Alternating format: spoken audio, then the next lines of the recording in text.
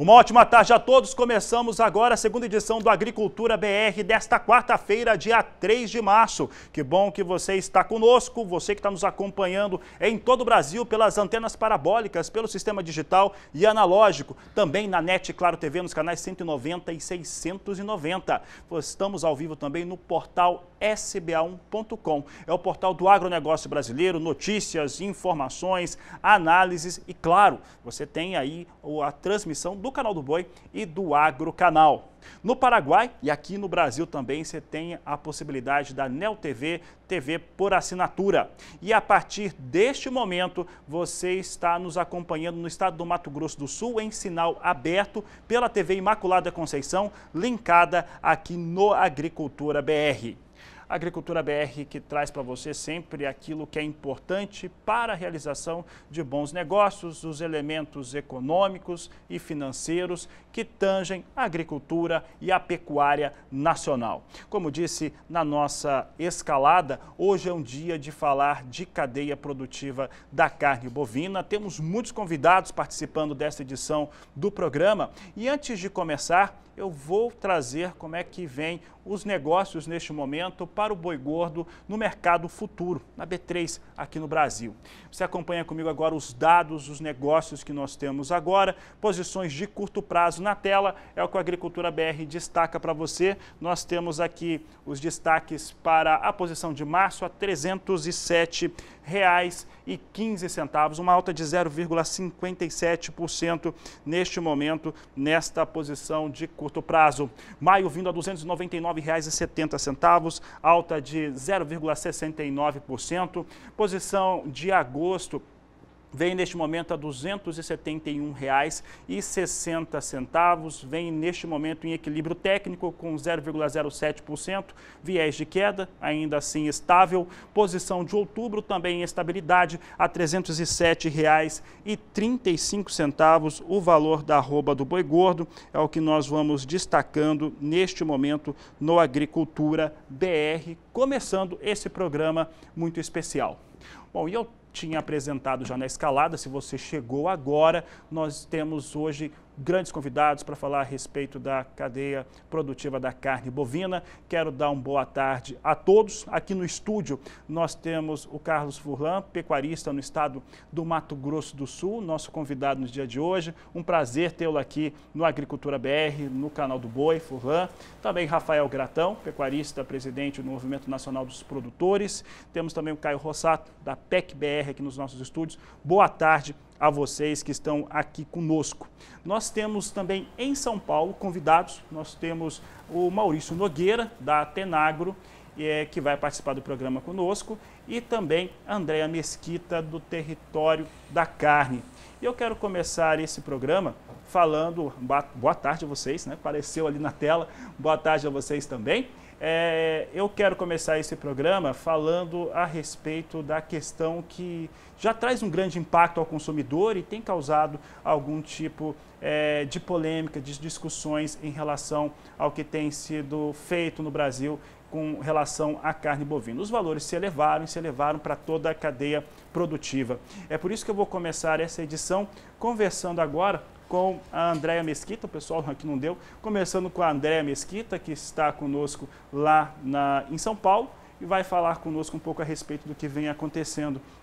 Andréa, é um prazer tê-la mais uma vez aqui no canal do Boi, no Agricultura BR, e eu quero saber como que você avalia este momento, como que este momento da cadeia produtiva da carne bovina tem impactado nos negócios, no comércio varejista de carnes. Boa tarde, seja bem-vinda. Muito boa tarde a todos. Prazer estar aqui com vocês. E realmente tudo que a gente mexe no bolso do consumidor incomoda muita gente, né? Eu vou defender aqui o lado do varejo, vou falar como que tem se posicionado o mercado varejista e a gente tem percebido, assim como já percebemos em outros países, em outras ocasiões, que o consumo de carne bovina, ele está se segmentando cada vez mais, né? Cada vez que a gente mexe no preço, a gente mexe em quem é esse consumidor que escolhe comprar essa carne. Então, diante de todo esse cenário, a gente vê uma manobra acontecendo no varejo do tipo de cliente que está sendo atendido. Então, especificamente o varejo de carne, a qual eu atuo mais, que é aquele que tem se diferenciado e entregue muito mais do que carne, e sim conveniência, valor agregado, esse mercado ele não sentiu tanto impacto. Isso porque, claro, o preço de aquisição aumentou, mas a gente tem um consumidor que tem um menor impacto no bolso diante de tudo que está acontecendo.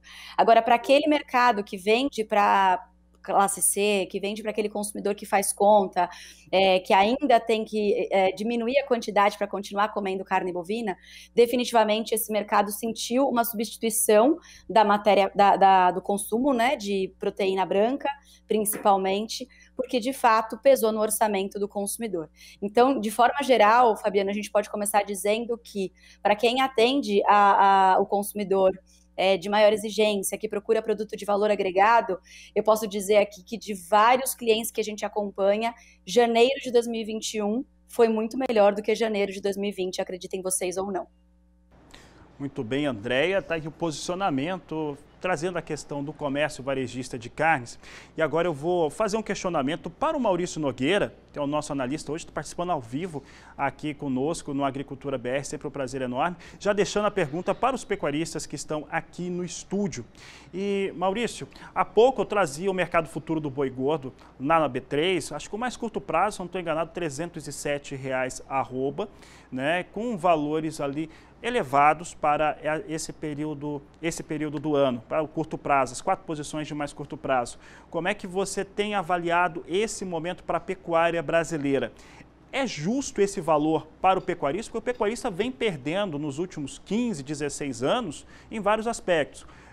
Quando teve a fusão das indústrias frigoríficas, que foi patrocinada pelo próprio dinheiro público, através de BNDES, as questões de formação de cartel, por exemplo, a aftosa que aconteceu, sem falar dos ciclos pecuários que o pecuarista acaba perdendo de uma maneira geral. Esses valores hoje estão começando a compensar essas perdas desses últimos 15, 16 anos? Boa tarde, seja bem-vindo. Boa tarde, Fabiano. Boa tarde aí a todos. Prazer estar aí com vocês. Eu não gosto muito do termo justo, né, para o mercado. Acho que não é uma forma correta de avaliar, né? A gente responde à oferta e demanda, né? A pecuária brasileira tem um histórico particular, então a pecuária ela cresceu muito, não demandando, né? Essa é uma conversa que a gente tem com os ambientalistas, ela não demandou desmatamento, né? O desmatamento e a ocupação da área demandou animais. Então a gente criou um rebanho muito grande, para acomodar esse avanço para o interior, e esse rebanho começou a ser organizado, ele começou a se equilibrar a partir da consolidação do Plano Real. Então, você coloca parâmetros na economia e o ganho que era expansão e estoque passa a ser giro e produtividade. Isso leva muitos anos para se organizar de fato. E agora nós estamos vivendo um momento em que a demanda e a oferta estão equilibradas. Então, o que vai fazer com que a oferta responda? Vai ser o pacote tecnológico no campo e não mais os estoques. Então, você tem um momento do ciclo pecuário bem interessante, bem diferente, com uma valorização sequencial aí, recorde para o período pós-Plano Real, né? O mercado continua o mesmo, nós vamos ter estímulo, vai produzir bezerro, nós vamos atender essa oferta daqui a alguns anos, né? Mas nós estamos chegando num nível de preços que são remuneradores de acordo com a economia, com os fundamentos da economia, né? Então, nesse ano que a gente tem oferta restrita de animais para abate, a gente ainda tem uma demanda muito forte que vem sendo puxada no vácuo da queda de produção de proteínas, né? Principalmente causada aí pela peste suína africana lá na Ásia, né? Mais concentrado na China. Então, a gente passa a ter um volume de exportação mais considerável, que embora não seja tão superior ao mercado, não seja, na verdade, não é superior à média histórica, né? Ele está por volta aí de 25% a 30% da carne. Só que dentro do mercado dos frigoríficos organizados é uma proporção muito grande. Então, a gente está vivendo, de fato, uma precificação aí puxada pelas exportações. Claro que isso traz vantagem para quem exporta e traz desvantagem para quem não exporta, né? Então, a Andrea comentou bem aí do perfil de carnes de melhor qualidade. Isso, de fato, a gente tem reparado que o pessoal está conseguindo registrar bons ganhos, mas a operação abate de bovinos e carne no mercado interno está bem apertada para os frigoríficos. Com relação aos produtores, né? Os produtores tiveram que viver esse momento todo. São momentos de muita incerteza e eu acredito que tenha sido pior até 2008. De 2008 em diante melhorou um pouquinho, né? Já começou a favorecer pacotes tecnológicos mais altos. Aí você vê o crescimento de tecnologias como confinamento, por exemplo, né? E hoje nós estamos vivendo um momento de grande estímulo para a tecnificação. No caso do comprador de bezerro, a relação de troca assusta nesse momento. Nós estamos chegando em patamares que deixa pouca margem. Então, o produtor que comprou um bezerro ou um boi para terminar, ele tem que administrar muito bem esse risco. E esse risco nós não estamos falando só de mercado futuro, ele não pode ter um risco técnico na fazenda. Então, ele não pode errar, né? A grande pergunta que se faz, eu consigo pagar um bezerro no preço que está para vender um boi gordo? Né? Ela está errada. Você tem que perguntar que tipo de bezerro eu tenho que comprar nesse preço para conseguir pagar na hora que eu for vender um boi gordo. E aí nós já estamos falando de eficiência técnica e tudo mais, né? Eu acredito, evidentemente, que o momento é passageiro, é um momento que nós estamos vivendo muitas mudanças, inclusive em relação a hábito de consumo e hábito de compra. Isso pode trazer um impacto muito grande na diferença de markup entre o que é vendido pelos frigoríficos e o que chega para o consumidor lá na frente, né? Então, tanto nas casas, nós estamos aprendendo a cozinhar melhor, acho que a Andrea pode até falar melhor desse assunto, como hábito de compra, que antes a gente ia no mercado, comprava, tinha pouca... o hábito de checar preços era menor. Hoje, com essa questão da pandemia, a gente, mesmo que volte a comprar direto nos supermercados e não online, o pessoal aprendeu a pesquisar preço. E aí tem uma coisa que eu sei que os produtores vão ficar até um pouco incomodados, né, com o que eu vou falar, mas a gente tem que falar isso, né? Toda vez que nós tentamos medir impacto de cartel de frigorífico, nós provamos o contrário, né? Os frigoríficos estão concentrados, compraram outras plantas, fizeram um monte de coisa mesmo, mas nós nunca conseguimos provar deturpação de preços de oferta, deturpação de fundamentos do mercado. Oferta e demanda sempre foram coerentes com os preços. E aonde a gente tem um problema maior de competição está lá no varejo. E esse problema, nesse momento, pode estar sendo resolvido. Então, eu vejo com bons olhos essa característica que nós estamos vendo acontecer agora nesses 2 anos aí de pandemia, né? Certo, Maurício, a gente já volta a se falar. Bom, eu vou continuar aqui falando a respeito do assunto, porque agora eu converso com os nossos convidados. Bom, eu vou começar aqui pelo Carlos Furlan. Furlan, primeiro eu gostaria que você, para falar com o público aqui nosso do Agricultura BR, do Canal do Boi, falasse um pouco como é que é a sua atividade pecuária, né? Quais são os segmentos de pecuária que você atua. E em relação à sua atividade, esses valores que nós temos vistos, agora de um ano para cá, vamos colocar que de um ano para cá nós temos valores um pouco mais cheios, se eles estão remuneradores frente aos custos de produção que você está tendo na fazenda. Boa tarde, mais uma vez. Boa tarde, é um prazer estar aqui com vocês. Eu sou um produtor pequeno, nós estamos lotados aqui no Mato Grosso do Sul e a gente faz hoje, fazemos uma pecuária de ciclo curto, e eu faço a recria e engorda. E nesse processo da recria e engorda, nesses últimos 18 meses, a gente percebeu uma retomada de valores no preço do boi gordo, só que teve uma retomada assim muito acentuada da reposição. A nossa reposição ficou muito cara, ultrapassando assim limites que antigamente a gente tinha 2,2 para trocar um boi, hoje a gente tem 1,7, 1,8, que nem o nosso amigo aí acabou de falar, a gente percebeu que ficou a margem mais apertada. É muito difícil a gente ter uma previsão, né? Como é que vai ficar esse boi que é comprado agora, esse bezerro que é comprado agora, para vender esse boi gordo daqui uns dias, daqui um ano, daqui 1 ano e meio, daqui 2 anos, como é que vai estar o mercado. Então eu estou sentindo bastante dificuldade em adquirir novos animais, seja ele de racial Nelore ou de cruzamento. Os preços estão bastante elevados e eu acredito assim que o pecuarista tem que ter bastante cautela e cuidar bastante do seu sistema produtivo. Nós entendemos que o setor produtivo ele agrega bastante valor. À medida que você tem uma pecuária bem organizada, com uma gestão na fazenda bem adequada, com uns colaboradores que atuam de forma bastante previsível, a gente ainda segue firme. Acredito assim que a pessoa que tem aquele estoque, né, que vem mantendo com regularidade a troca do gordo pelo bezerro constantemente, ele vem acompanhando esse estímulo de alta. À medida que você, às vezes, tem um espaço de tempo, que o boi pulou de patamar, fica um pouco difícil.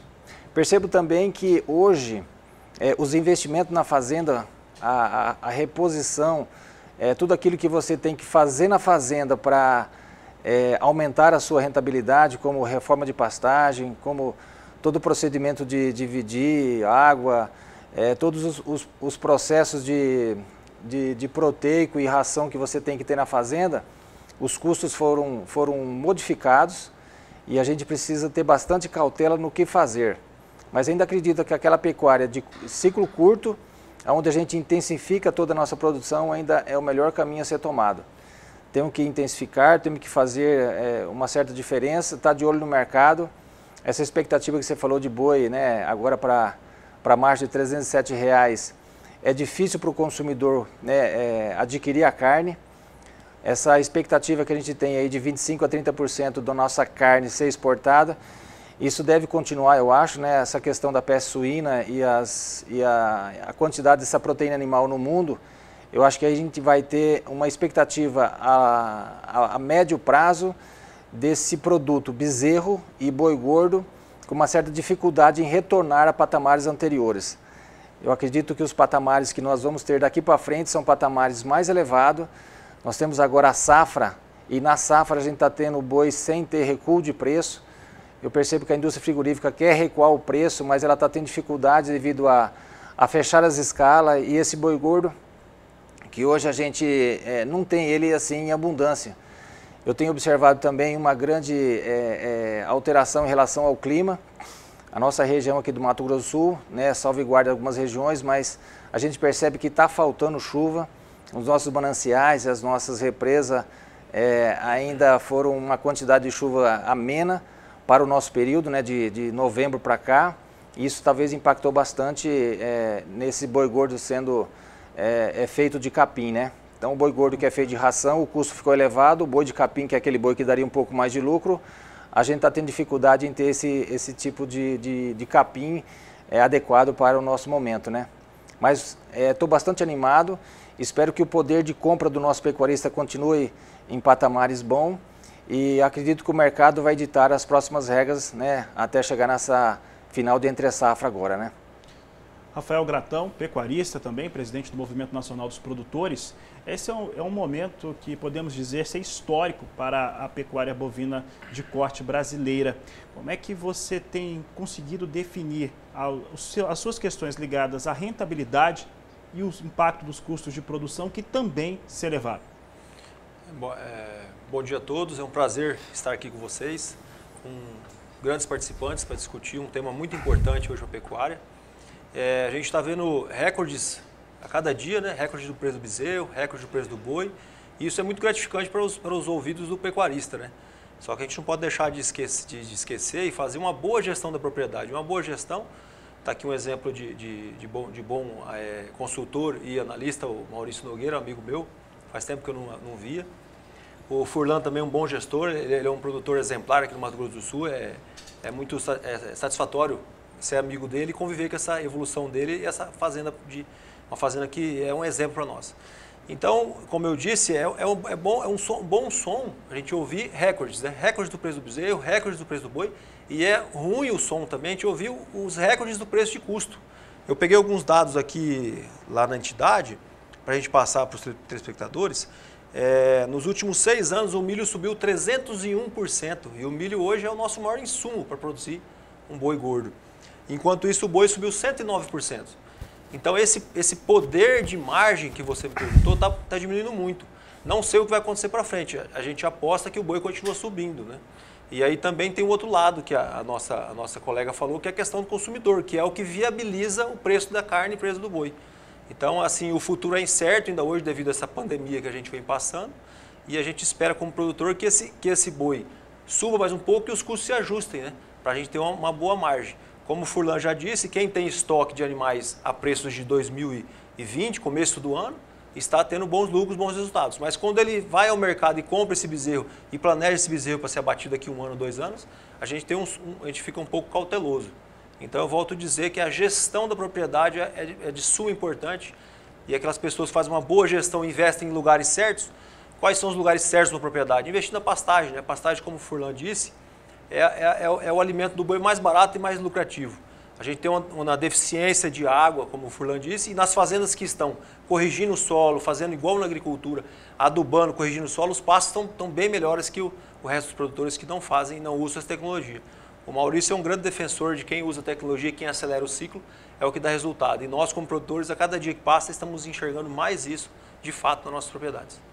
E esse é o tema que a gente entra no trabalho, na atividade do Caio Rossato, da PEC-BR, que é exatamente fazer isso, Caio, é conseguir trazer um impacto menor para os custos de produção, reduzindo, ficando mais efetivo, mais eficiente no campo.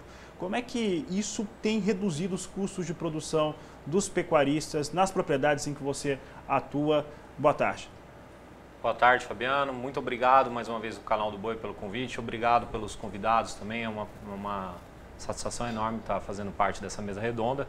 Com certeza, eu concordo com o que todo mundo falou aqui, principalmente na questão do pacote tecnológico, né? Esse ano é um ano de grande planejamento nutricional, principalmente, eu acredito, porque os insumos estão assim de forma bem relevantes, né? Então, o produtor que não se adequar a essa nova estratégia nutricional, a encurtar o ciclo, né? A entender qual é a melhor maneira dele terminar seus animais, qual é o objetivo que ele tem que traçar na fazenda, ele realmente não vai se preocupar tanto com o mercado, né? Claro que a gente tem que ter essa preocupação em si, e esse ano está sendo um ano muito atípico, né? Um ano bem atípico, porque seria um ano de folga, vamos dizer assim, para o frigorífico, onde ele teria mais ofertas e disponibilidade de animais gordos, né? Historicamente, o primeiro semestre é um ano muito favorável para o frigorífico e nós estamos vivendo o inverso disso, né? Estamos num bimestre bem ruim para o frigorífico, onde o subproduto está conseguindo manter a conta fechada, né? E as exportações. Então a gente vem 18% a menos de abate de janeiro comparando com o ano de 2020. Então é pouco demais, é muito alto esse índice de redução. E você vê que as plantas frigoríficas em si estão trabalhando de 60% a 70% da capacidade, né? Então 30% a 40% de uma planta frigorífica trabalhando de forma ociosa é um prejuízo para a indústria, né? Porque o custo fixo é muito elevado.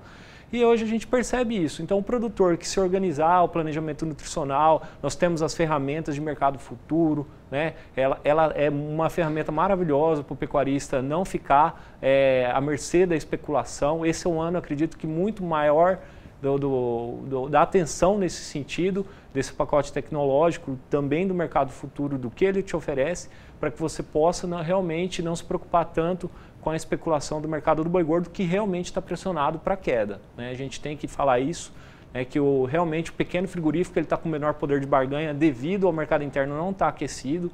Então, mesmo com um volume de oferta baixa de carne com osso, eles não estão conseguindo repassar e isso é preocupante. É preocupante porque a gente tem que entender até onde tem teto, né, a carne bovina em si. Então, realmente eu acho que é um ano para se analisar, para se estruturar muito bem, trabalhar com bons parceiros, né? Ver o que o vizinho está fazendo certo, o que ele está fazendo de errado, aprender com ele, se unir, para que a gente não possa ficar na mão do mercado mais uma vez, né?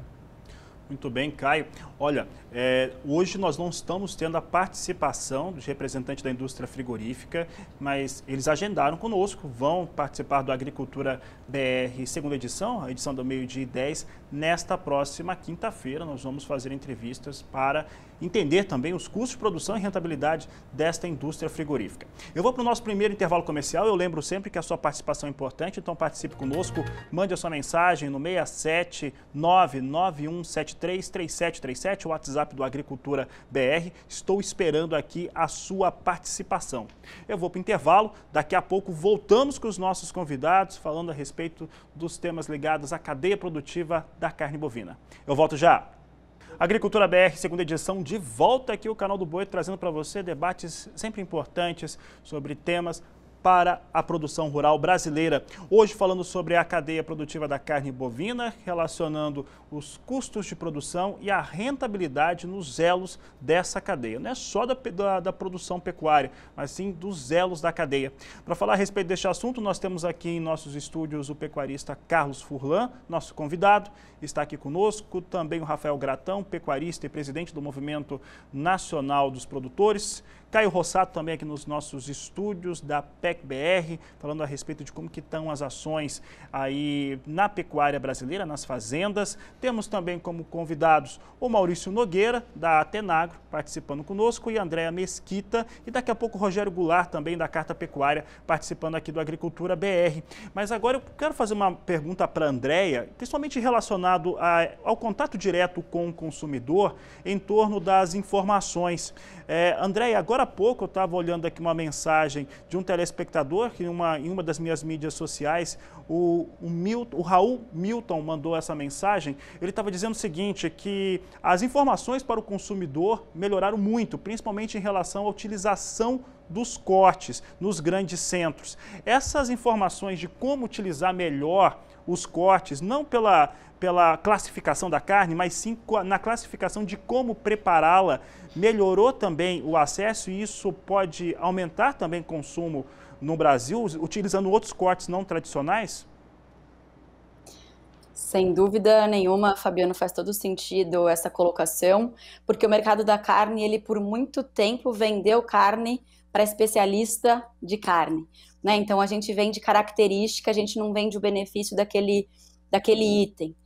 Quando a gente passa a vender esse benefício, que é um preparo mais rápido, um produto nutritivo, agilidade com as crianças em casa, o consumidor tende a ver naquele produto algo mais do que simplesmente dizer que é um produto com marmoreio 5, com a cobertura de gordura de 2 centímetros, enfim. Então a gente passou sim a agregar valor através do atendimento e da transformação de um produto também para o dia a dia. E isso começa a fazer sentido para o varejo, que, claro, como foi falado pelo Maurício aqui, enfrenta uma concorrência direta com supermercados, que também é varejo, mas trabalha com outro tipo de público, que é a venda consultiva, né? Então, quando eu apresento os benefícios desse produto e faço com que o meu consumidor entenda que, mesmo que o valor por quilo daquele produto seja superior ao que ele estava acostumado, ele não tem quebra em casa, ele não precisa gastar tempo com a limpeza daquele produto, ele já está com o produto porcionado, já é um produto em cubos ou em iscas, que traz economia não só de produto, como também em economia de tempo. Associado a isso, a gente tem também as melhorias na conservação, né? Então, uma conta que muitas vezes não está na ponta do lápis é o quanto que a gente perde de carne em casa por falta de habilidade no preparo. E durante a pandemia, a gente percebeu uma movimentação desse consumidor que consumia carne bovina em restaurantes, passando a consumir em casa por razões da pandemia. Quando o consumidor vai para casa para preparar esse produto em casa, aí sim ele começa a fazer a conta por porção. Então, o varejo está aprendendo não só a vender benefício, mas também a vender a carne por porção e não por quilo. E eu sempre dou alguns exemplos aqui, que eu vou deixar a reflexão para vocês, que se a gente comprasse café em cápsula, aquele que a gente põe na máquina em casa, por quilo, ninguém compraria, porque o valor do quilo sairia pelo menos 500, 600 reais do café. Então, a gente precisa parar de vender quilo de carne e passar a vender soluções nutricionais para os consumidores. Tá certo, André, um ponto de vista bem interessante a respeito do que nós temos hoje em relação ao consumo de carne no Brasil. E dando sequência, eu vou voltar a falar com o Maurício Nogueira, da Atenagro, está conosco aqui, está na nossa tela agora sim ele está conosco. Maurício, um dos aspectos colocados aqui pelos pecuaristas que estão no estúdio conosco e também pelo Caio, que é da consultoria, é em relação a você conseguir ter pacotes tecnológicos implementados que tragam uma redução para o ciclo pecuário. Isso demanda investimentos para a pecuária brasileira. Em relação ao momento de investimento, esse agora, né, eu falo de vez em quando com o Marcos Fava Neves, ele sempre fala que é um momento de ficar melhor e não maior. Esse momento é o de fazer essas aquisições de pacotes pensando em terminar animais, terminar bovinos mais rápido? Boa pergunta, Fabiano. Só reforçar um número aí que o Rafael passou, né? Nós estamos projetando para esse ano aqui um aumento de custo de nutrição por volta de 40%, né? E o preço médio da pecuária do ano deve aumentar da ordem de 20% a 25% em relação a 2020. Quer dizer, nós vamos ter um aperto de margem, né? Que não é uma análise direta, a gente precisa colocar isso tudo na análise, mas só para reforçar, né? Então, concordo aí com o que o Marcos fala, né? É hora de ficar melhor agora, não crescer. Se puder crescer, ótimo, mas é mais difícil, né? Eu sempre costumo dizer aí que as fazendas, elas são quebradas, né? O pessoal planta a semente de um resultado ruim quando os preços estão bons, não o contrário, né? Isso, claro, vai se consolidar quando os preços caem, mas é geralmente nos preços altos que a gente toma decisões ruins. E, de fato, você sair de um nível tecnológico para outro, você tem que investir, né? E o pesado da pecuária, que é um engano que o pessoal comete quando analisa agronegócio, é que, em tese, a agricultura tem que investir mais do que a pecuária por hectare, porque faz barracões, compra maquinários sofisticados, informatizados e tudo aquilo, e a pecuária não.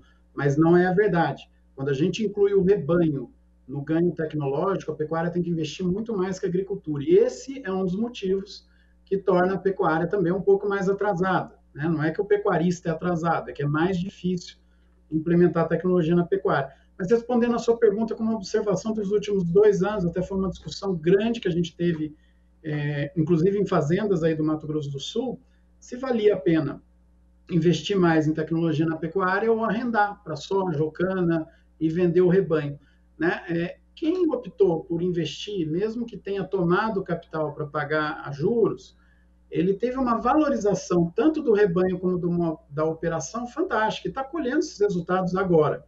Então, decisões coerentes, focadas, tomadas no momento desfavorável, vai produzir um resultado no momento favorável.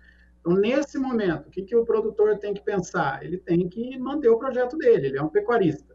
Então, a pergunta que mais fazem para a gente hoje em dia é: compra o bezerro nesse preço ou não? Qual é a tua opção? Se não comprar bezerro, se a tua fazenda é de recria e engorda, qual é a opção? Né? Você vai ter que continuar o projeto, vai ter que se preparar para não transformar essa compra de bezerro numa frustração.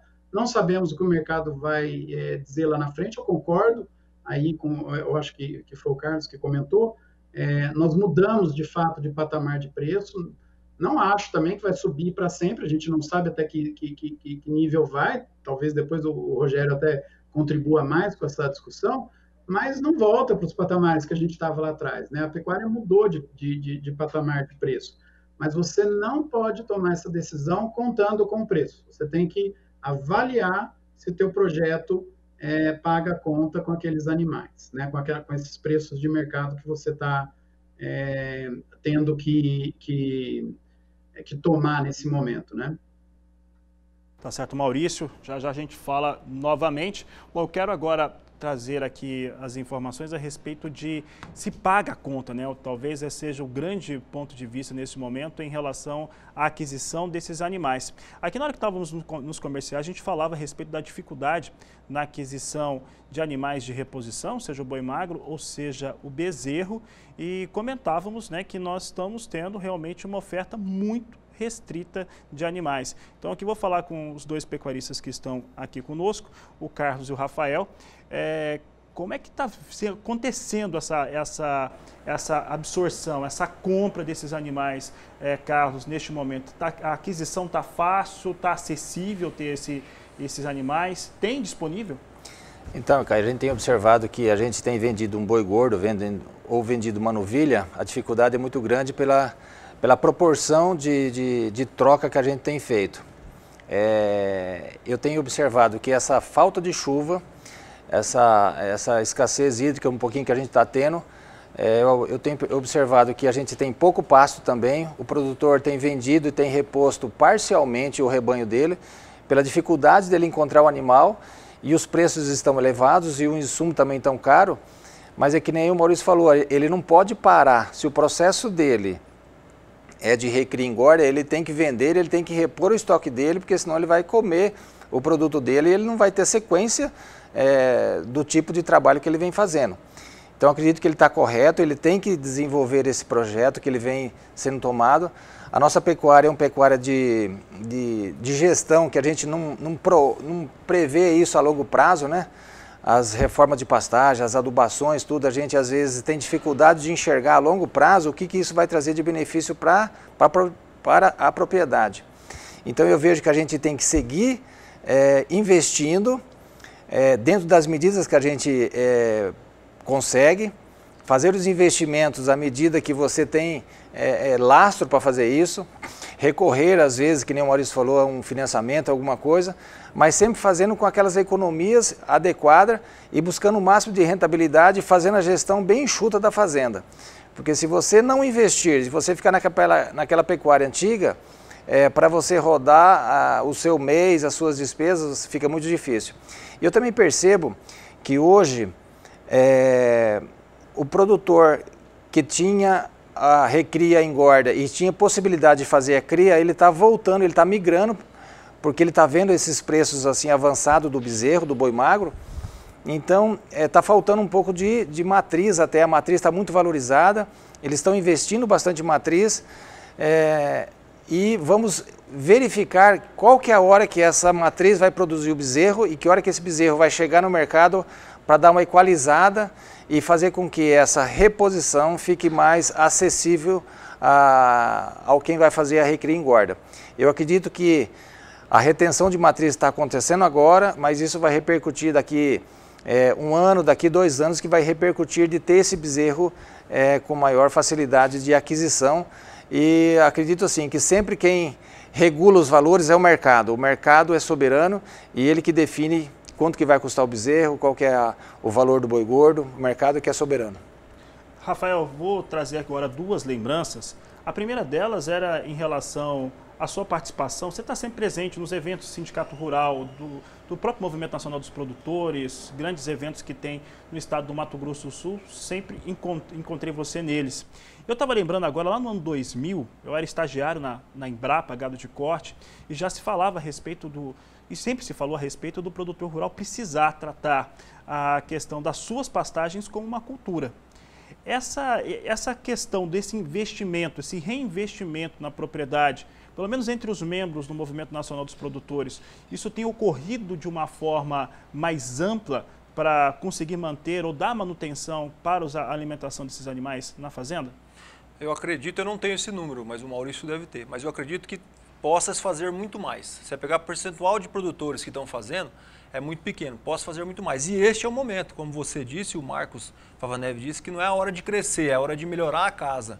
Então esse é o momento de você realizar esse lucro. Você está matando um boi hoje, que você comprou um bezerro lá atrás a R$ 1.500, você mata o boi hoje, compra um bezerro, repõe só um bezerro, não aumenta seu rebanho e reforma suas pastagens. Então pega 20% da sua fazenda, corrige, põe calcário, põe potássio, faz tudo certo, faz uma produção de capim muito boa para o ano que vem. E aí você vai ter uma arroba produzida muito mais barata na sua propriedade. Então eu acredito que tem muitos produtores fazendo, assustando um pouco pelo custo de produção, a semente subiu muito, o óleo diesel acabou de subir, a gente veio de um óleo diesel na pandemia de R$ 2,60, um óleo diesel antes pandemia de R$ 3,30 e um óleo diesel hoje posto na fazenda a R$ 4,00 no estado de Mato Grosso do Sul. Então esses custos vão assustar um pouco o produtor, mas eu acredito, igual o Furlan falou, o produtor tem que acreditar, investir, continuar do mesmo tamanho e preparar para um futuro melhor para o recriador. Diferente do criador. Hoje o criador está numa situação boa, ele pode melhorar a sua fazenda e continuar vendendo e até aumentar um pouco a cria. A gente vê e consegue ver isso nos números, né? Um bezerro hoje no Mato Grosso do Sul a R$ 2.800, R$ 2.900, ele custa para um criador 10 arrobas de boi. Um boi vendido hoje a 19 arrobas, nós estamos vendo que o valor que tira da venda do boi está sendo maior que a metade, mais 50%. Então o cara quando vende um boi, ele está tirando 10 arrobas desses boi que é composto por 19 arrobas, e isso é um número alarmante, que tem que tomar cuidado com o recriador. Então eu volto a dizer, ele pode continuar com o seu rebanho e melhorar a sua fazenda, implementar cercas elétricas, botar aguada, reformar a maior quantidade de pastagem, se ele já reforma. eu acho que o foco seria bem nesse sentido. Se existe muitos produtores fazendo isso, eu não tenho esse número, o Maurício pode ter. Acredito que o número é pequeno, porque os produtores não conseguem ter a gestão, como o Furlan falou, a de longo prazo. Quanto custa hoje um pasto hoje, quanto vai diminuir em porcentagem no seu preço da arroba produzida na fazenda? Esse número o produtor não consegue enxergar, ele não consegue ter firmeza para tomar essa decisão. Bom, e essa pergunta eu vou fazer então daqui a pouco para o Maurício e vou fazer para o Caio também, né? Essa equação, como é que a gente fecha, porque antes eu vou até Araçatuba. Araçatuba é uma das praças mais tradicionais de negociação de gado do país e que sempre traz ali um grande comércio em relação aos bovinos. E é um lugar também que nós podemos exemplificar que teve uma redução muito forte nos últimos anos no tamanho do seu rebanho. É por isso que nós vamos para lá agora. Vou conversar com o repórter Gustavo D'Angelo, do Canal do Boi, que fala ao vivo conosco. Gustavo, boa tarde, seja bem-vindo. Boa tarde, Fabiano. Boa tarde a todos que acompanham o Agricultura BR. Exatamente, eu falo ao vivo aqui da Praça do Boi, né? A praça conhecida aqui em Araçatuba, já que a cidade é conhecida nacionalmente como a capital do boi gordo, né? Araçatuba, então, uma referência aí, né, na praça de negociação, o valor da arroba, mas Araçatuba no passado já teve um envolvimento maior com a pecuária, né? Na época, inclusive, em que os pecuaristas negociavam. Aqui eu vou até pedir para o cinegrafista mostrar aqui o espaço. Era aqui, então, que os pecuaristas negociavam a arroba do boi gordo, faziam os negócios realmente,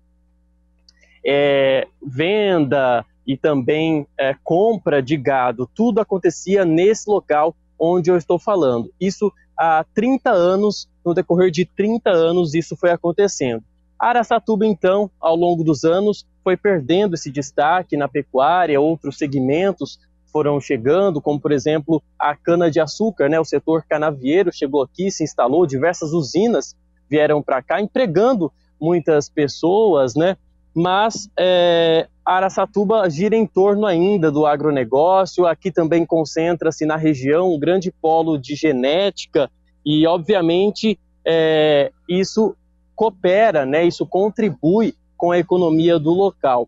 Nós temos também grandes nomes, referência, né, que saíram aqui da cidade, como, por exemplo, o Tião Maia, né? Conhecido Tião Maia, que foi dono de um grande frigorífico, um frigorífico conhecido aqui na cidade. Hoje, para atualizar vocês, muitos pecuaristas ainda residem aqui na cidade, só que têm propriedades em outros estados.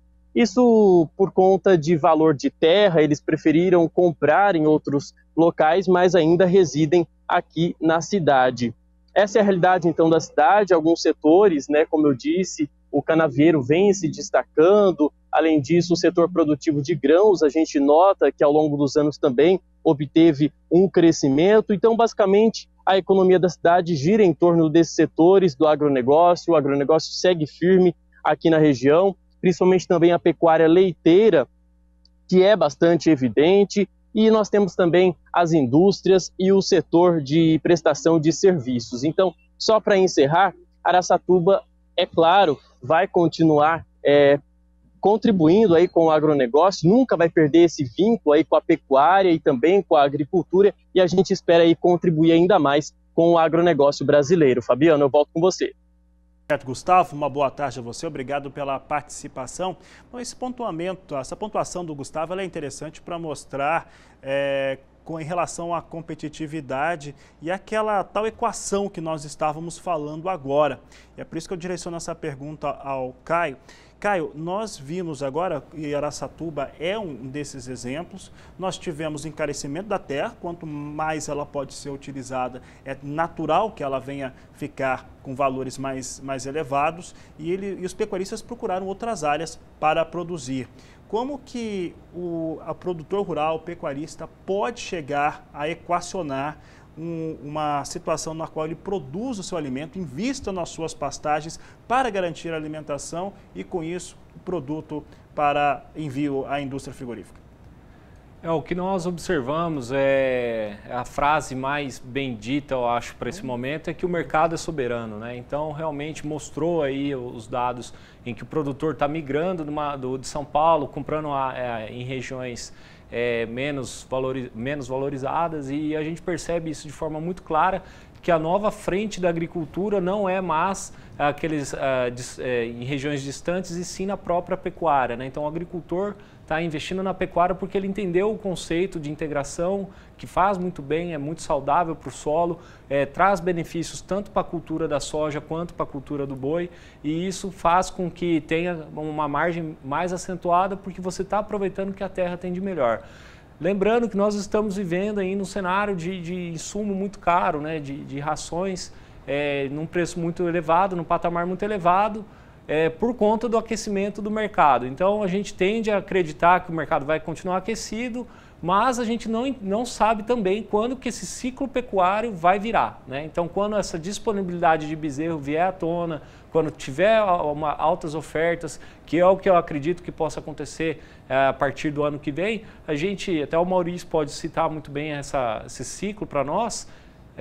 Eu acho que aí a conta ela passa a ser outra, mas por enquanto realmente a tecnificação, aquele produtor que já está entrando com a integração, que já está entrando com um pasto mais adequado, que está entrando mais adaptado à seca, ele realmente vai ter uma vantagem muito grande neste ano, tá? Por conta do preço do milho, tá? Se a gente tivesse um milho barato, como há 6, 7 anos atrás, nós realmente estaríamos um pouco mais tranquilos, né? Então realmente é um momento de muita tensão, né? E de não ficar tanto na especulação, porque qualquer conta que você fizer hoje, o prejuízo pode ser grande.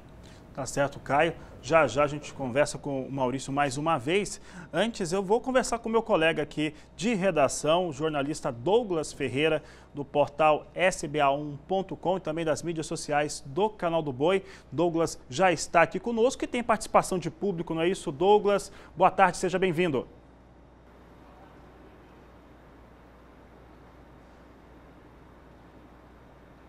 Olá, boa tarde, Fabiano, e a todos que acompanham o programa Agricultura BR e também aos convidados. Olha só, nós temos uma pergunta que chegou através de nossas mídias sociais para Andréia Mesquita. O varejo tradicional de carnes do Brasil passou por uma forte pressão há alguns anos atrás, nos grandes centros. Foi reestruturado e hoje atinge nichos importantes de mercado. Como que isso foi feito? A pergunta foi direcionada para Andréia Mesquita, Fabiano. Certo, Douglas Ferreira, jornalista aqui do Canal do Boi, do portal sba1.com e também das mídias sociais. André, está comentando aí essa reestruturação que ocorreu, creio que nos grandes centros, né? Chegou até ser ameaçado esse comércio varejista há alguns anos e se reestruturou. Responda aí, por favor, o telespectador, André. Não sei se foi alguma questão no meu áudio, mas eu não escutei a pergunta. Se você quiser repetir, por gentileza. Vou tentar reformular aqui a pergunta, então, Andréia. Telespectador enviou uma pergunta aqui para o Canal do Boi, o Douglas Ferreira acabou de fazê-la. Ele estava dizendo o seguinte, que há alguns anos o comércio varejista de carnes, principalmente nos grandes centros, passou por uma situação de muita pressão, né? Chegou a ficar ameaçado pelas grandes redes, e ele se reestruturou. Como é que isso aconteceu e como isso pode ser utilizado de exemplo para repensar também as questões junto ao consumidor de carne bovina? Bom, acho que posso pegar um pouquinho da resposta de cada um dos nossos colegas aqui, que foi falado em gestão, foi falado em previsibilidade, foi falado em se organizar para entender o que cabe para aquele projeto. Então, o varejo de carne ele começou a se diferenciar, entendendo que seguir no mesmo formato, no mesmo modelo, sabendo que o consumidor mudou, não traria os mesmos resultados. A gente fala muito aqui no território da carne, da casa de carne 4.0. O que seria isso? Eu sou orientada para o consumidor. Eu existo para atender uma demanda do consumidor. Diferente do que a gente vê na pecuária, que eu estou fazendo um comércio B2B, né? Aqui no varejo eu estou falando com o consumidor final que tem interferências e influências de vários lados, principalmente agora que a gente tem grande acesso ao que acontece no mundo. Então o varejo precisou e está passando por essa fase, né? Quem não fizer de fato vai sair da atividade, precisou entender que eu sou orientada para o meu cliente, o que o meu cliente quiser, como foi falado pelo Caio muito muito bem, o mercado é soberano. Se eu conseguir atender essa necessidade do meu cliente, eu vou me dar bem. E uma das necessidades não necessariamente eu preciso, assim como foi falado aqui a questão de Araçatuba, não necessariamente eu preciso estar nos melhores pontos comerciais para me diferenciar, desde que eu tenha uma boa malha, né, um bom serviço de entrega, desde que eu tenha uma presença digital, desde que eu tenha organização tecnológica também, pensando no varejo. Esse é o varejo 4.0, que é orientado a dados, olhando a necessidade do consumidor, e não necessariamente eu preciso ter a loja conceito no lugar mais valorizado da cidade. Eu posso sim ter o famoso, a gente chama aqui do Dark Butcher, que é um açougue de portas fechadas para o consumidor, mas que se o cliente precisar receber no menor prazo possível em casa aquele produto que ele me falou que ele quer, ele não precisa nem saber o nome do corte. É só ele me dizer que ele quer aquele determinada quantidade para aquela quantidade de pessoas, com aquele preparo esperado, e eu vou entregar até ele. Então, definitivamente, quem não se orientar ao consumidor no varejo 4.0 tende ao insucesso. Tá certo, Andréa Mesquita. Andréa Mesquita, eu vou até me despedir da Andréa agora, eu sei que ela tem um compromisso já por esse momento. Quero agradecer sua participação mais uma vez aqui no Agricultura BR, no canal do Boi, e desejar a você uma ótima tarde. Obrigada, Fabiano, que eu agradeço, uma excelente discussão a todos vocês, e vamos falar mais sobre o assunto, que para mim é sempre um prazer estar aqui contigo. Um abraço. Tá certo? Um grande abraço, obrigado pela participação. Eu vou aproveitar então, eu vou para o intervalo comercial. Daqui a pouco tem participação de consumidor. Nós vamos voltar a falar com os nossos convidados, trazendo mais destaques a respeito deste importante assunto da cadeia produtiva da carne bovina. Aproveite para entrar em contato conosco. Nosso WhatsApp é o 67991733737. Eu vou para o intervalo e volto já. Agricultura BR de volta, é o canal do Boi presente nas discussões, naquilo que é importante para o produtor rural brasileiro. E olha, muita gente está participando do programa, mandando mensagens, mandando um alô aqui para nós, assim, te agradece demais. Mande suas perguntas, 67991733737. Quem mandou aqui uma mensagem para nós é o Afonso Líbero Rosalém, administrador rural e técnico em agropecuária do Mato Grosso do Sul. Mandou um abraço ao Rafael Gratão, filho do seu ex-colega da Empaer, doutor Gratão, mandando um abraço aqui para você, Rafael. Obrigado pela participação aí do Afonso, participando aqui nossa audiência. Bom, falando em audiência, eu vou conversar agora, trazer a participação do Rogério Goulart, titular da Carta Pecuária, comentando a respeito das questões da pecuária brasileira. E o Goulart falando um pouco então a respeito desse tema que você acompanha conosco agora. Goulart, obrigado pela participação. Questões importantes para a cadeia produtiva da carne. Olá pessoal, tudo bem? Bom, o mercado de boi gordo em 2021 é impressionante como está firme em plena safra, né? A gente esperava que aí o mercado já começasse a entrar um pouco mais de animais agora no primeiro trimestre, e não é isso que a gente está vendo não. A escala de abate ainda muito enxuta, as escalas médias no Brasil trabalham aí, por incrível que pareça, nas mínimas do ano, então não está fácil comprar boi não. Boi principalmente para exportação. As exportações deram um pouco de trégua, né? Mas ainda estão firmes ainda, no modo de dizer. Porém, a arroba já está bem acima de $50, né? Que não é mais um valor, vamos dizer assim, o melhor valor do mundo para o preço do boi gordo para exportação, mas ainda assim o apetite externo, principalmente chinês, está firme e forte. No mercado interno, a falta de produto, principalmente aí da oferta de fêmeas, pressiona as cotações para cima no varejo e no atacado. Se bem que as margens da indústria, gente, eles não estão conseguindo repassar esses valores aí para o supermercado. Então, as margens da indústria estão bem estreitas, mesmo com a arroba nesses níveis e mesmo assim com os preços de carne, né, nesses preços. E não podemos deixar de citar a reposição, né, dos seus melhores preços históricos. O bezerro está no maior preço dos últimos quase 40 anos. Tá bom? Um abraço.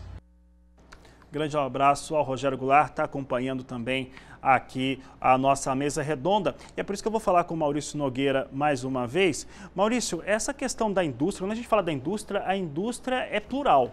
Ela tem muitas características distintas. Em relação principalmente à indústria frigorífica exportadora do Brasil, ela fechou bons negócios, bons volumes embarcados e com um câmbio muito favorável a essas indústrias. Inclusive, isso mudou totalmente o patamar e também os balanços dessas empresas. Como é que está a situação dessas indústrias hoje? Quando a gente fala de indústria, principalmente a indústria frigorífica exportadora do Brasil, como é que está esse cenário? Bom, Fabiano, o cenário para a indústria exportadora está muito favorável, né? Então, a gente precisa analisar uma dimensão da questão cambial que geralmente não é comentada, que é a hora que você exporta com câmbio favorável, o tanto que isso rentabiliza uma indústria aqui no Brasil, né? Então, esse ganho, ele é direto. Às vezes a gente pensa no câmbio só como uma questão de acesso a mercados. A carne ficou competitiva e assim por diante. Não é só isso. Você tem a rentabilização disso. Então, nós temos um mercado internacional demandante e vai continuar demandando. Então, eu acho que o grande aprendizado que a humanidade tem aí com a questão da pandemia e que tem que tomar isso como decisões para os próximos anos, para a gente não repetir o erro, é que o homem comum, né, o homem que eu digo é homem e mulher, né, o ser humano, vai atrás de proteína. Se eu não entregar a proteína com qualidade garantida, bem trabalhada, produzida, ele vai na natureza buscar, né? Então, tem um dado fantástico aí, que é a mesma proporção de gente que passa fome, que cerca de 800 milhões de pessoas, todo dia come algum produto da fauna. Então, o risco de mercados como aquele de Wuhan gerar outro vírus que vai criar, né, as catástrofes que nós estamos vivendo aí, só em 2020, a proporção de perda da economia mundial é equivalente a 3 vezes a economia brasileira, né? Então, imagina quantas pessoas vão morrer por conta do empobrecimento, né? Nós estamos falando só a conta das mortes pela pandemia. Então, tudo isso só para dizer uma coisa, o mercado vai continuar demandando, né? Então, mesmo que o câmbio caia e o dólar comece a minar um pouco a competitividade da carne brasileira, ela vai continuar sendo demandada. Nós temos que montar agora uma indústria que consiga se organizar para atender o mercado interno e o mercado externo. Isso a gente faz dentro do patamar que a gente tem aí, né? Mas isso não é uma coisa fácil, Fabiano. Então, no caso do frigorífico exportador, 60% a 70% do que vai para fora provavelmente é composto de dianteiro e miúdos, né? E a grande proporção do bovino que vale mais no mercado interno é justamente o traseiro. Então, para esse frigorífico que exporta, ele rentabiliza no dianteiro e coloca o traseiro, aqui no Brasil, no mercado interno, até a preços mais competitivos que os outros que só têm o mercado interno. Então, ele prejudica ainda mais o frigorífico que não exporta, que a maior renda que ele consegue no mercado interno é no traseiro, né? E esse traseiro está sendo mais ofertado em relação ao dianteiro proporcionalmente. Então, para a indústria exportadora, claro que o ano está favorável. Então, ele consegue pagar o boi no preço que está, continua se capitalizando, rentabilizando, crescendo, né? E para a indústria que não exporta ou que tem um perfil de exportação menos eficiente, o ano está extremamente complicado, né? Quando a gente analisa, a gente só pode fazer uma análise setorial, né? Mesmo que a gente tiver o acesso de uma indústria, eu não vou poder sair divulgando o resultado de uma indústria. Mas setorialmente, né, falando, nós temos um ano de redução drástica de margem na indústria do mercado interno, e quando isso acontece, nós saímos lá na frente com o mercado mais concentrado. Então, nós estamos vivendo um momento de concentração de mercado. Não digo que vai ter movimentos de compra de plantas, né? Alguém comentou aí da ociosidade das plantas frigoríficas hoje no Brasil, então não é interessante comprar, mas espaço em prateleira, espaço nas exportações vão ficar cada vez mais concentradas, né? Então, esse vai ser o cenário lá na frente, a hora que esse momento a hora que a gente conseguir administrar todo esse momento e se organizar, provavelmente mais para o final do ano, né? Que a gente ainda tem que analisar o que nós vamos ter de decisões agora com todas essas notícias piores aí em relação à pandemia que a gente está vivendo agora. Tá certo, Maurício. Maurício, eu quero agradecer, aproveitar já e agradecer também a sua participação hoje no Agricultura BR2, nessa importante mesa redonda, grandes convidados. Você é sempre muito bem-vindo e nós gostamos muito quando você está aqui conosco. Obrigado, uma boa tarde a você. Muito obrigado, um prazer estar aí. Muito bem. Bom, e a gente segue por aqui, nós estamos falando sobre a cadeia produtiva da carne bovina. Bom, e tivemos alguns pontos de vista muito interessantes em relação à rentabilidade e custos de produção e principalmente esse aspecto, né, de consumo de carnes aqui no Brasil. E aí eu vou perguntar para os meus convidados que estão aqui nos estúdios, aqui do Canal do Boi, começando pelo Carlos Furlan. Carlos, tendo em vista o que nós vimos nessa quase 1h30 agora que estamos juntos aqui, em relação às definições de pecuária, em relação às definições de custos de produção, como que deve ser a atividade desse pecuarista para estar nesse mercado aqui que o Maurício acabou de desenhar?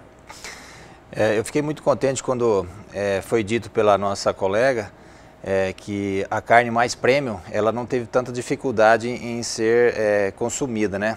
Talvez pelo número menor e pela quantidade de pessoas que pode pagar. Teve até elevação.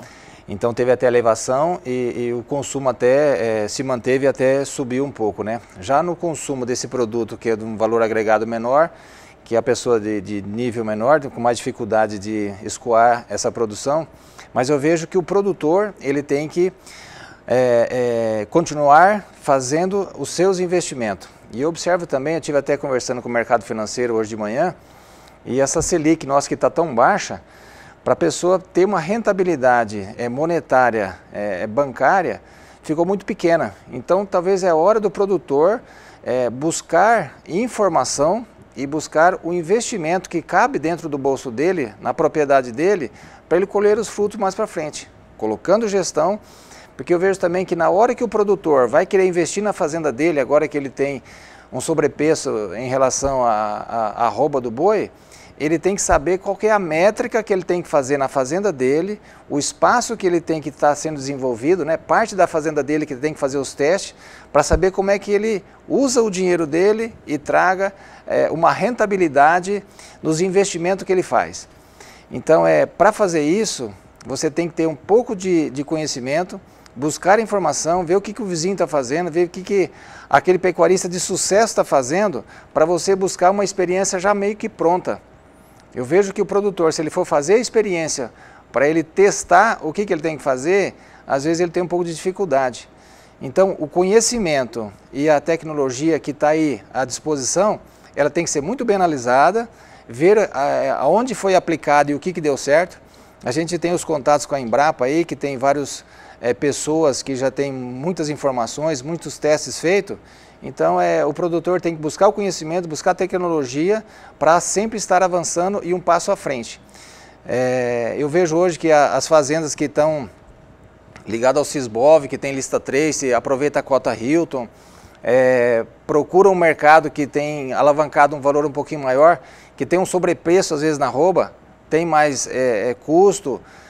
Você produzir uma carne com mais gordura, com mais rendimento, com mais proporção de valores, ela detém mais trabalho. Mas nós estamos aí para trabalhar. Acho que o produtor brasileiro, ele é um pujante, ele é um fascinado por aquilo que ele faz. E eu acho que a gente está no caminho certo de produzir qualidade, né? E creio que gostaria de aumentar mais essa exportação de carne. Esse valor de 25% a 30% que a gente exporta, eu queria que fosse maior, para a gente conseguir esse sobrepreço, visto que um preço maior na carne para a gente exportar é difícil para o nosso consumidor consumir essa carne. Mas acho que as políticas econômicas devem ser melhoradas para melhorar o poder de compra da nossa população, para que a gente tenha um melhor preço no boi e que todos consigam se alimentar com a proteína animal, né? Rafael, mesma pergunta, como está preparado para esse mercado citado pelo Maurício Nogueira? Primeiramente, eu acredito que o pecuarista tem que olhar onde ele está. Nós estamos passando uma pandemia, algumas dificuldades, um ano atípico, como o Caio falou. E o segundo ponto é ele medir ele mesmo, né? primeiro passo para um pecuarista é ele medir como é que estão os seus números. E a partir daquilo ali ele melhorar, né? Então ele começar a melhorar. Não ele pegar e olhar um mercado ou uma coisa que está muito longe da sua realidade. Então eu acredito que ele deve medir seus números, entender que a gente está em anos atípicos de muita mudança de preço, né? O mercado está muito incerto, né? Igual o Rogério Goulart falou, nós estamos num período de safra e o boi continua subindo e não tem boi. Então, quando o mercado está volátil, tem duas coisas a se fazer. Uma é aproveitar a oportunidade, né? Então, se o seu bezerro está dando lucro, está tendo um preço maior, por que não vender? Vamos vender o bezerro. Não é porque eu tenho caixa ou estou com sobra de caixa, não vão vender esse bezerro. Então, aproveitar essas oportunidades da volatilidade do mercado e também tomar cuidado com o revés, né? Com a volatilidade ao contrário, que dá o prejuízo quando você compra uma reposição muito alta. Então, voltando a falar, ele tem que saber os seus números e saber para onde ele quer ir. E ir de passos lentos dentro da sua realidade, olhando hoje, o antes e onde você quer chegar. Então, acho que ele tem que estar preparado. O Furlan falou, tem a Embrapa, tem a Associação do Novilho Precoce, tem o MNP, tem o sindicato. São várias entidades que têm a união dos produtores, que lá dentro são discutidos o que é importante o produtor fazer para avançar em níveis de setor e também individual. Então, você pega Novilho Precoce, tem uma equipe hoje que vai até a fazenda, faz uma assessoria, faz um planejamento para o produtor, ajuda muito nisso. Então, acho que é hora de ter calma, aproveitar as oportunidades e se preparar para as dificuldades, né? Muito bem, Rafael. Caio, a mesma pergunta e aí dando um incremento seguinte, como que isso tem conseguido mudar dentro da propriedade rural?